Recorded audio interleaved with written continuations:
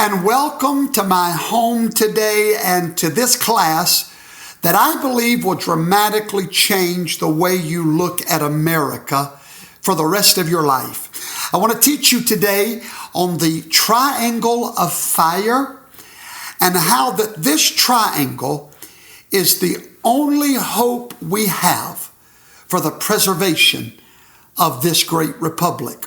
In just a moment, I'm going to take you to a board and I'm going to draw out this triangle of fire and explain to you why you need to teach this to your children and your grandchildren, your friends, your associates, your churches. They need this class. They need to understand the triangle of fire.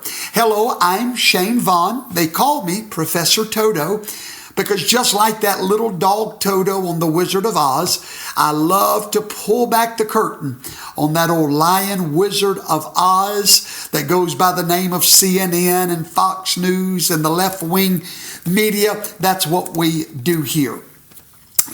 Make America Great Again. We heard that mantra for the last 4 years, and it seemed to have taken almost a supernatural hold on the patriots of this great nation. Make America Great Again. 4 simple words, and yet it seemed to encapsulate a part of our soul, didn't it? Something resonated with Make America Great Again. But what does that mean? Make America Great Again. Does it mean give us more jobs like we used to have? What is it about yesterday in America that you and I find ourselves longing for? Have you ever woke up and looked around at the nation that you call home and you felt so out of place? It looks nothing like the world that many of us grew up riding our bicycles in. It is indeed a different America. So when we heard Make America Great Again, we have to wonder what part of our soul did that truly resonate with. Now, it goes without argument that there were days in America's past that were not great. Indeed, there are many sins that stain the cover of our history.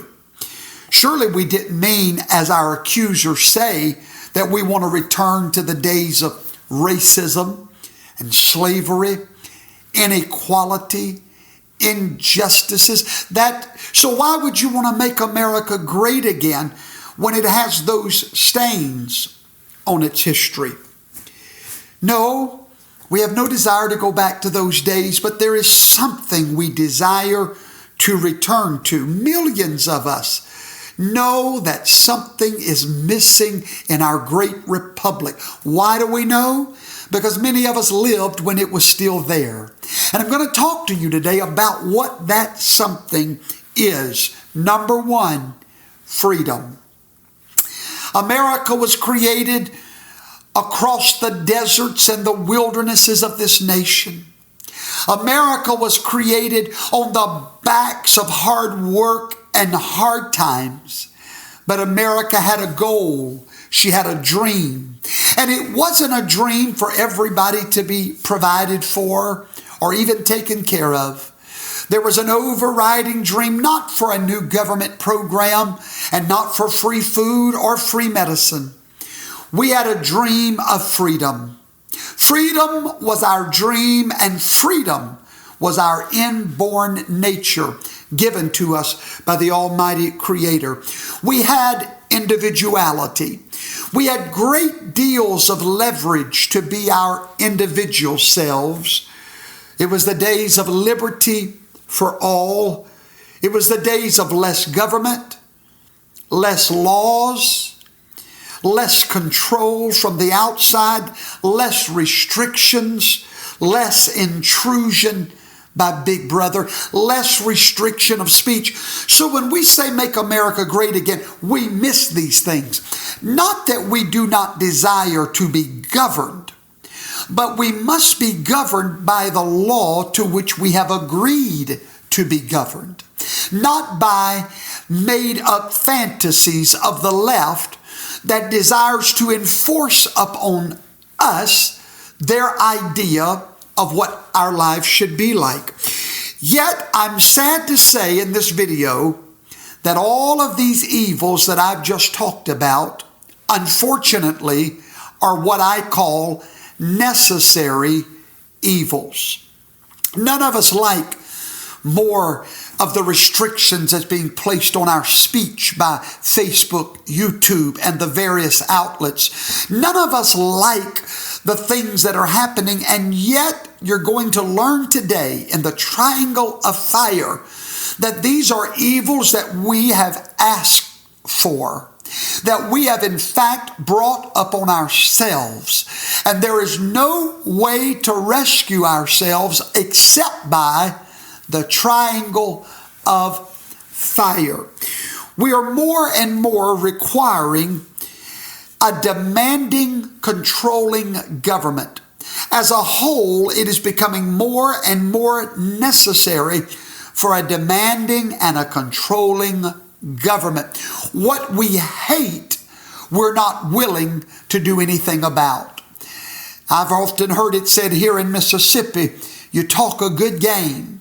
We're talking, but no one is giving the proper response to make America great again. And I'll tell you now, Donald John Trump can never fulfill that mandate on his own. It requires you and what you're going to learn today. Benjamin Franklin, one of our most beloved founding fathers, he gave a prophetic warning. Albeit he did not know he was a prophet, it turns out that he was. Benjamin Franklin saw something coming in this great experiment called the Republic. His words, when spoken in those days, seemed to be without merit. They seemed silly, and they seemed impossible to imagine. All that long ago, 300 years ago, right at it, in that cradle of the Republic, these men, unlike you and unlike politicians today, these founding fathers, inspired by God Himself, gathered in the cradle of the great Republic. They knew their history. They knew that history was against mankind, because they knew that history always repeats itself. They knew that two things never change, God and man. God will always be good. Man will always be inclined to evil, to rebellion, to having it his way every time. This is the natural inclination of societies, and these forefathers knew that no matter what they created in the cradle of the Republic did not mean that that's what it would remain. As a matter of fact, they warned us so. They knew that history was against them, because if truth be told, men are not capable of freedom without the triangle of fire. I'm sure you're ready to know what that triangle of fire is. We'll go into my office in a moment, and I'll teach you on the board about that triangle of fire. This is why Benjamin Franklin, knowing his history, knowing mankind, when he was asked, Mr. Franklin, what kind of government have we created? Because they were divided between a monarchy or a republic. They never wanted a democracy.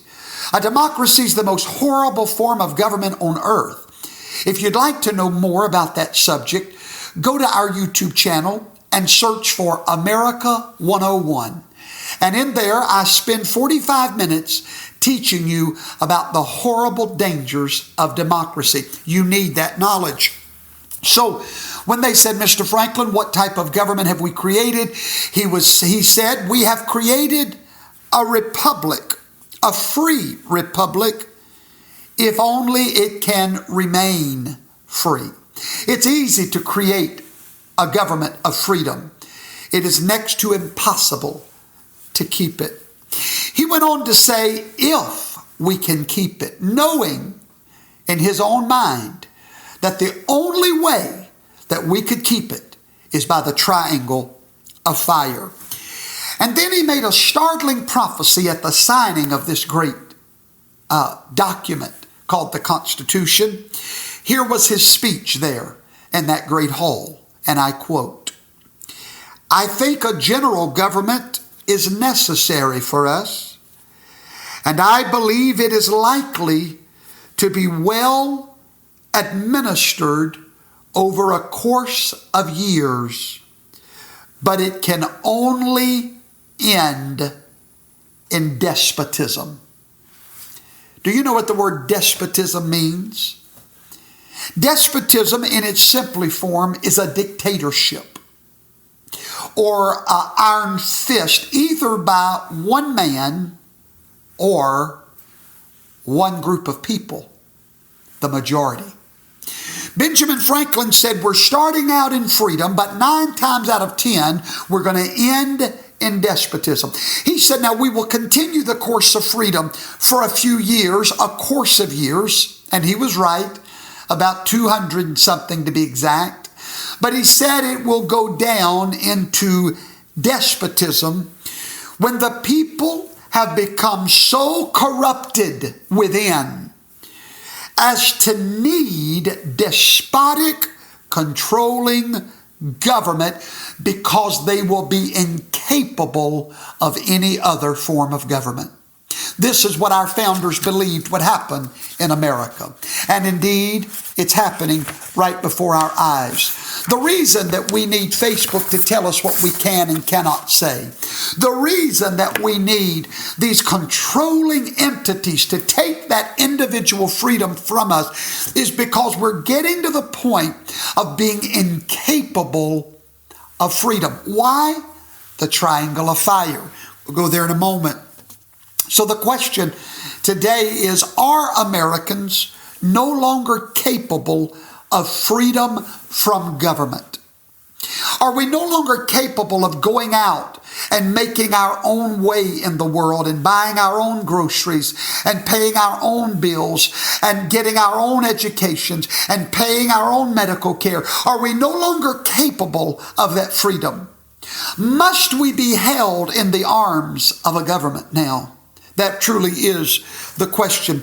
Are we now incapable of living free with someone thinking for us, telling us what is fact and what is fiction, telling us how to steer our lives? If so, then ladies and gentlemen, this great republic is not leaving, it's already gone. Don't you understand?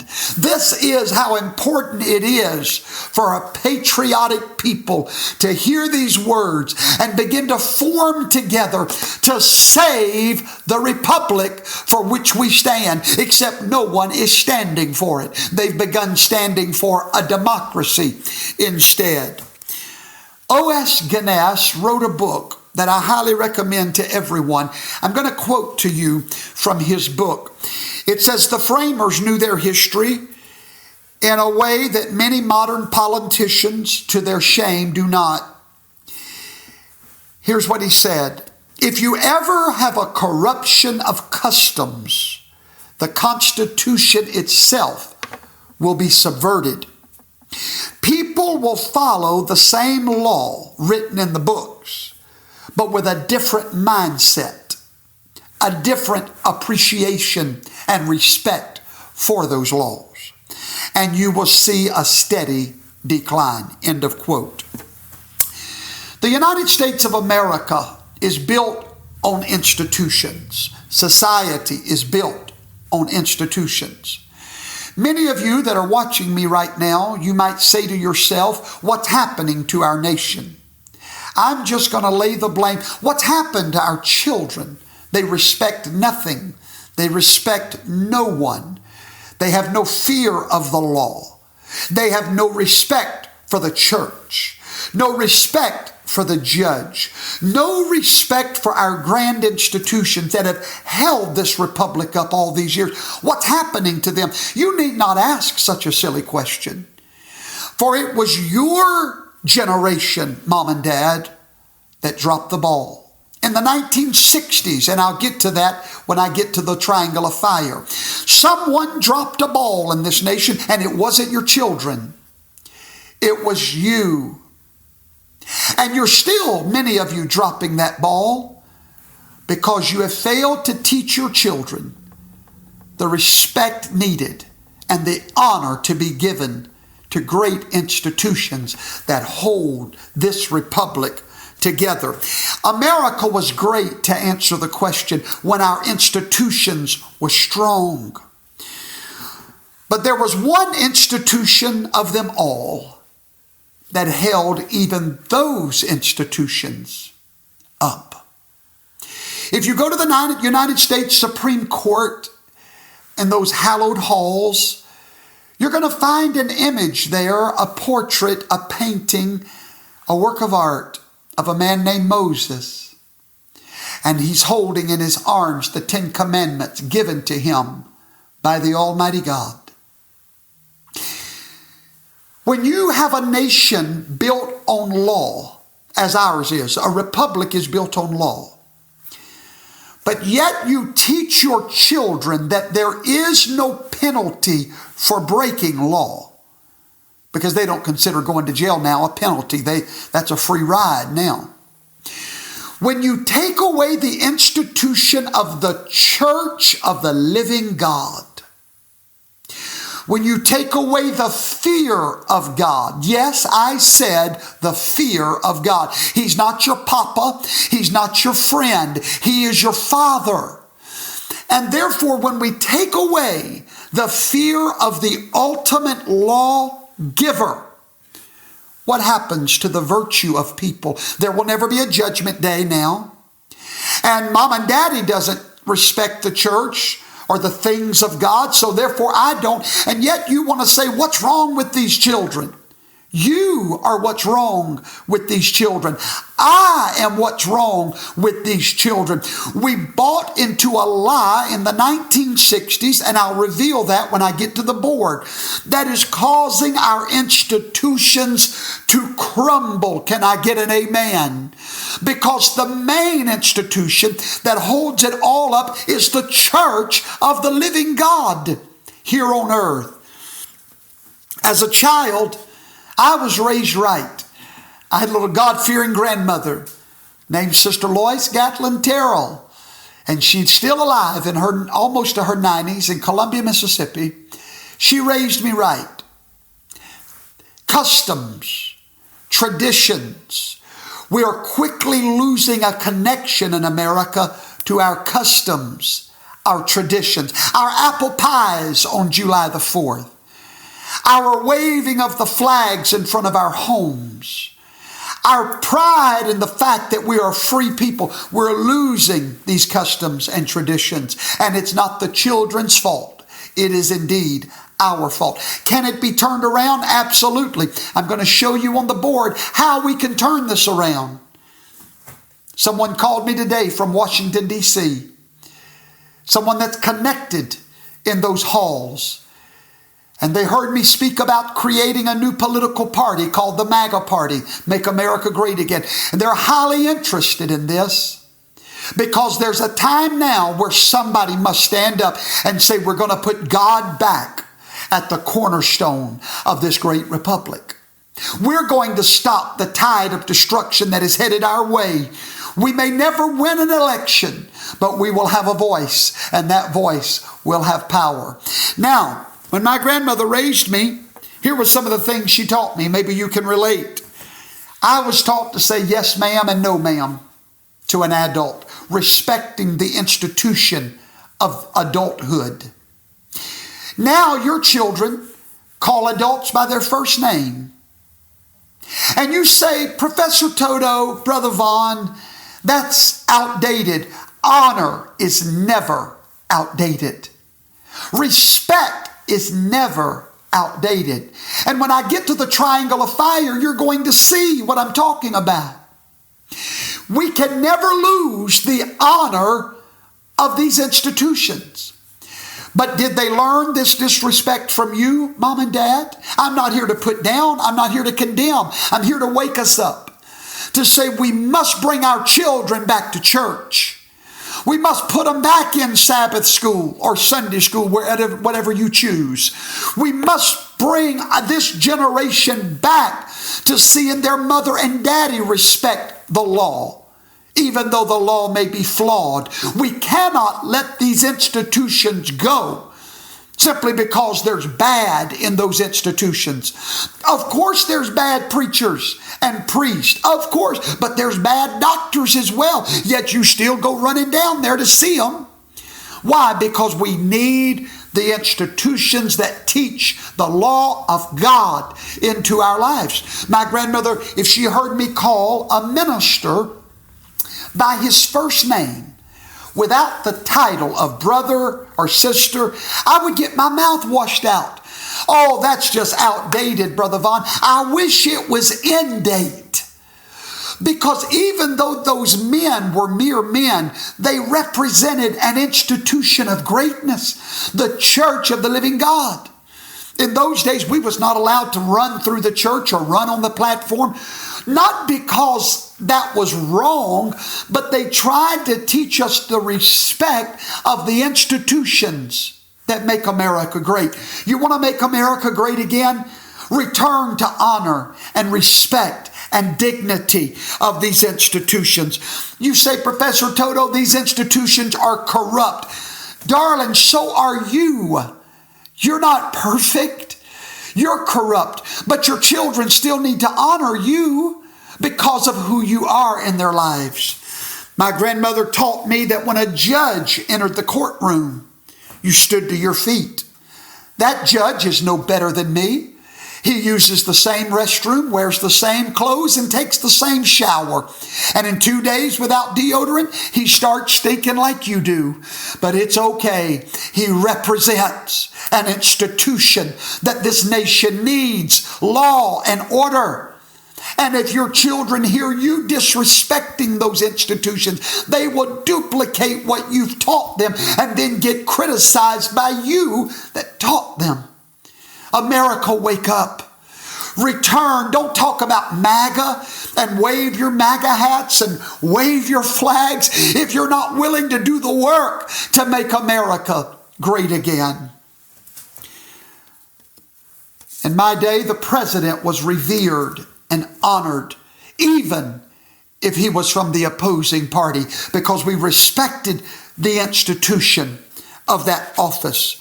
America must return to virtue. Underline that word virtue if you're taking notes. Virtue, because when I get to the board in 3 minutes and show you the triangle of fire, you'll understand why we need virtue. So why are we quickly becoming a tyrannical government? The same way that you become a tyrannical parent when your children lose honor and respect and dignity and virtue in your home. Your children never have a problem from you if they would what? Go by the rules and do it gladly. But the moment they lose that respect and that honor and that virtue is the moment they get to see that they still living in your house, right? We are now depending on laws in the United States instead of virtue. When you don't have virtue in the citizenry, and you only learn virtue in the church where faith is taught, the fear of God. So when you lose virtue, now you need laws. For example, if you've got virtue, you don't have to pass a law for gun control, do you? No, because we're a virtuous society and we don't kill one another. But when you begin to lessen life by allowing abortion of every child, and you teach this generation life doesn't matter, then you must not be alarmed when they go and violate gun laws, and now, we got to create another gun law. No, you don't. You've got to bring God and the church back into your life and your children's life. Mom and Dad, if you've quit bringing your children to church, could you imagine what this world would be like without the church of God on every corner holding up some modicum of truth? The best ways you ever learned about the 10 Commandments was in your Sabbath school or your Sunday school. Wherever you went, catechism. That's where you learn some solid things. Our children are missing that solidarity. So now we need new laws. As a nation creates a law, you lose a little more freedom. See? When we create one more law, there's a little more freedom going out the window. Then we create another law. There's a little more freedom going out the window. When you begin to depend on laws to govern society rather than virtue, it's just that far away from a despotic government. The law can become just as tyrannical as a king. Absolutely. Why? Because you get one party in the majority enforcing their laws upon the whole, because men and women have lost their virtue. When the people lose their respect for customs and traditions and the goodness of man. So what is the answer, you ask? Brother Vaughn, is there an answer? You've talked a little negative in this video, Professor Toto. Sometimes we call truth negative. Isn't that a sad thing? We'd rather be lied to than told the truth. All is wonderful. No, it's not. Or we wouldn't be saying, make America great again. So what is the answer? I'm glad you asked. Meet me in my office and I'll show you the triangle of fire and you'll know the answer for this great nation. Every great fireman that's ever fought a fire learned about the triangle of fire. There's three parts that make a fire have life. If you get rid of any one of these parts of the triangle, you get rid of the fire. Okay? It's real simple. Temperature, fuel, and oxygen. You ever wondered why a jacket that's made out of cloth would help put out a fire if someone's on fire? Very simple. It cuts off the what? The oxygen. If you can stop that oxygen from getting to the fire, you kill the fire. There's three parts of a triangle of fire. This analogy was used by the early founding fathers to represent the three parts of our society that are absolutely necessary for existence before we, like a fire, are put out as the Great Republic. Here's the three sides of their triangle. Freedom requires virtue. I've circled the word virtue if you're putting that in your notes. Freedom requires virtue. What is virtue? The basic goodness that's taught to us by God's Word. Just virtue. Loving your neighbor as much as you love yourself. If we ever had that virtue, we would never need one law on the books. Did you know that? There would not be any law that would need to tell you, now don't cut your trees down and let it fall on your neighbor's property. There's laws on the book that say that in our local municipalities. You know why they had to put it there? Because you've got neighbors that don't have virtue. So therefore, like an animal, they need a bridle called the law. See, the horse needs a bridle because he's wild. So is mankind. And when our society becomes wild, lawless, then we put out the fire of freedom. I'm going to show you today the three things required to keep freedom's fire burning. Number one, virtue. The other side of the triangle says that virtue requires what? Faith. If you want to know why the First Amendment of the U.S. Constitution has to deal with religion, it's because our founders knew what these pitiful people today leading our government does not know. The moment you lose faith in God, a supreme lawgiver, it's the moment all your other institutions lose their value.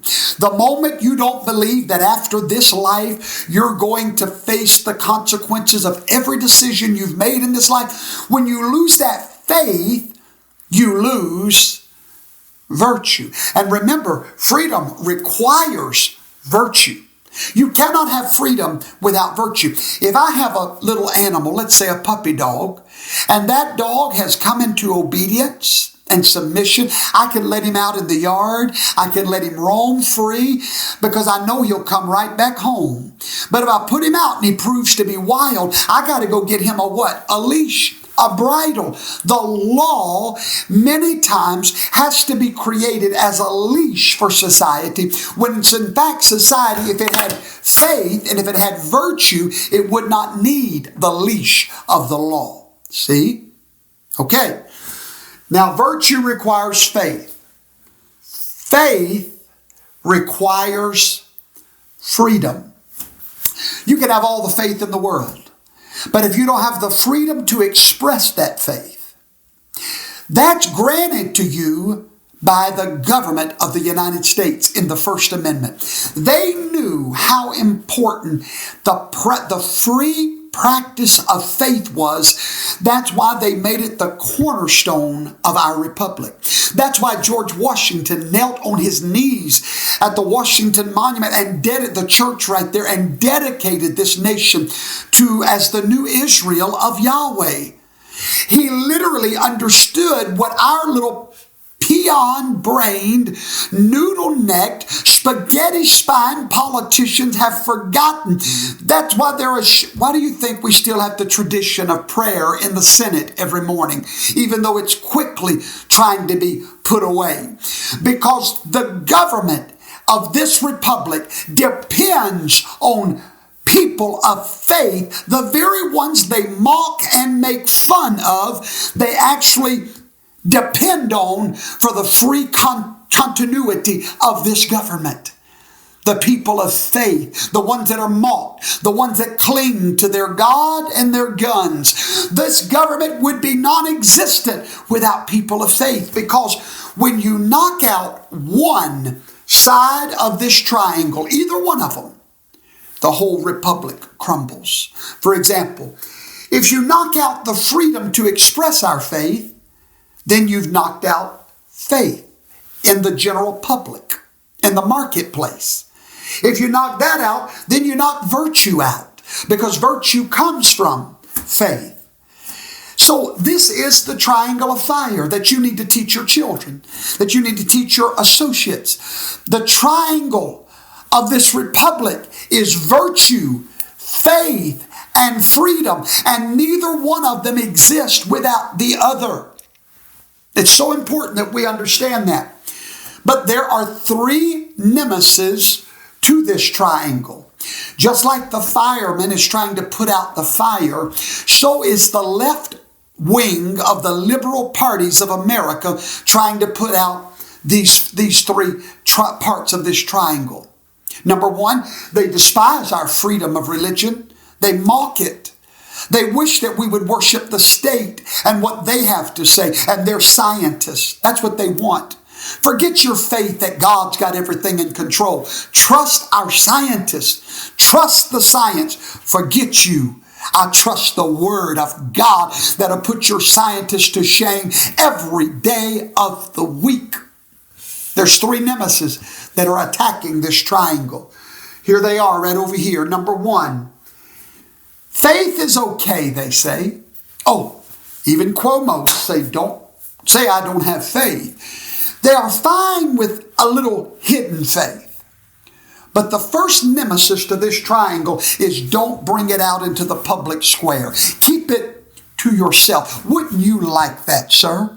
Wouldn't you love for us to keep our faith hidden in our little four walls at our church? Wouldn't you love for us not to come into the political arena with faith? As a matter of fact, Satan has sold that lie so long that when people watch my ministry, they will tell me, Brother Vaughn, just stick with the word. Don't get involved in politics. You need to go tell that to all the Old Testament prophets that anointed every king of Israel. You need to tell that to the priest, that you could not be anointed king without the priest. When Queen Elizabeth was coronated on her throne, it was the church that put her there. They anointed her head with oil. The church is the very conscience of this nation. When you get rid of the church, you have gotten rid of the republic. You need to bring your faith to the city hall, to the city square, to every city meeting. If they won't let you pray at the baseball game, you need to become the baseball game and pray until somebody knows that faith is the foundation of a free people. The next nemesis is the breakdown of values, the mocking of our traditions and our customs. For example, what about this little tradition? Do you remember growing up when you sit down to eat a meal at Grandma and Grandpa's house? What if you tried to eat without praying first? What would happen to you? Right? Praying over our food is a tradition. It probably doesn't do the food one bit of good.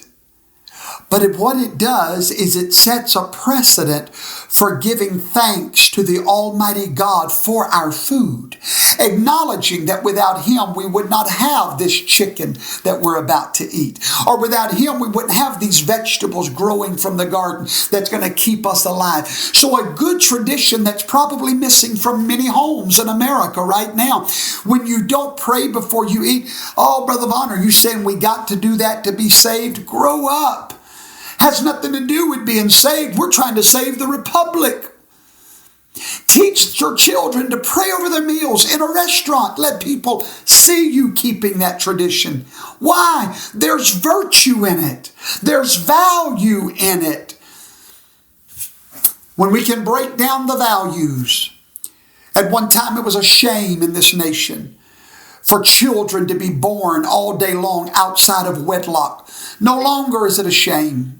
Now children are being born left and right with no solidarity of the home. That's called the breakdown of our values. Mom and daddy gets married, they build a home. That's a tradition, you better believe it. But it's one that our society needs. There used to be a tradition that marriage was between a man and a woman for the purpose of creating children. That was called values, tradition, and it was based in the Word of God. But as we get rid of the Word, we can get rid of the values, and this triangle begins to fall flat on its face. The next one is the corruption of customs. We need our customs of virtue here in the United States of America. No civilization survives when it cuts relations to its roots. If you're taking notes, write that quote down. No civilization survives when it begins to cut relationship with its roots. This is very important. Many of you think Donald Trump was just building a wall. He just wanted to build a wall and be an evil, tyrannical racist by not letting all those people come running into our nation. No, he's keeping a custom. What is that custom? Sovereignty, individuality. We are America, and we have roots that we are tied to that make us different than every other nation. And that wall was a symbol of us protecting our own identity instead of meshing into globalism around the world. There are things that we must never lose, ladies and gentlemen. The customs of America. July the 4th, apple pie, keeps us connected to the roots of who we are as a people. The Star-Spangled Banner is one of our customs. It keeps us connected to the roots. All hail the chief. It's a custom that keeps us connected to the roots of our identity. When you lose those roots and the respect thereof, you've lost this triangle of fire. As faith goes, so goes freedom.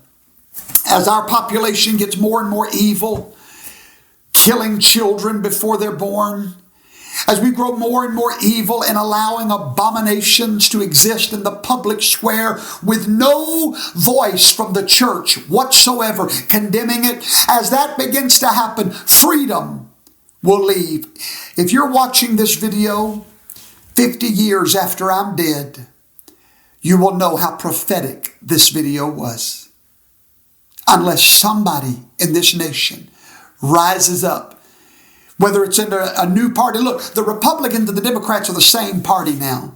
There's no virtue, no fear of God. But I believe there's a people in America that is going to put God and faith and virtue as their main priority, restoring it, teaching it to our children, honor, respect. Law cannot hold back a moral landslide. You can create all the laws you want, but you will not stop this moral landslide. There's only one thing that can do it: the church of the living God. Let me give you an example. Let's say your child wants to ride his bicycle, and he just wants to ride it out in the road because there's no cars on your street hardly ever, and he just wants to ride the bike on the road. So you make a law and you say, son, you can ride your bike all in the yard. You can ride it over it there in the pit, wherever you want to, but don't you go on the road. That's law number 1. So the little child, being beastly in nature as we all are, tries to see how far he can push that law. And so he rides, instead of riding it in the road, he rides it on the gravel beside the road. And you come back and you say, son, you knew what I meant. But since you want to push and not have virtue and not be a good, respectful son, now there's a new law. Now you cannot ride on the gravel on the side of the road. Okay, Mama, I understand. I won't break that law. Good. The next day she looks outside and there is little Johnny. He is in the road with that bicycle. But he's not on the bicycle. He's just walking the bicycle. She didn't tell him he couldn't walk the bicycle on the road. She said he couldn't ride the bicycle on the road. She comes out, Johnny, now there's another law because you have no virtue. You don't understand the spirit of the law. You only heard the letter of the law. This is what happened to the house of Israel. They did not grasp the spirit behind the law, and therefore God had to keep adding more laws. I'm not going to preach, but I want to. So she makes a new law. Now you can't walk the bike in the road. Next day she looks out there. He's not on the bike and he's not walking the bike. He's got a friend walking the bike and he's walking beside. Do you see what I'm talking about? A law will never stop a moral landslide. Gun control legislation will never stop the evil of man's heart. But lawmakers, if you ever hear this video, when you took God out of our schools in the 1960s, when you took the commandments of God off our walls and our courthouses, you begged for these things to happen, for man to lose their virtue, because virtue is built on faith, faith in God, in the ultimate lawgiver. And finally, adding laws instead of adding virtue leads to despotism. Adolf Hitler had to be what he was in his nation because they had moved God out of the public square. And now men needed a God.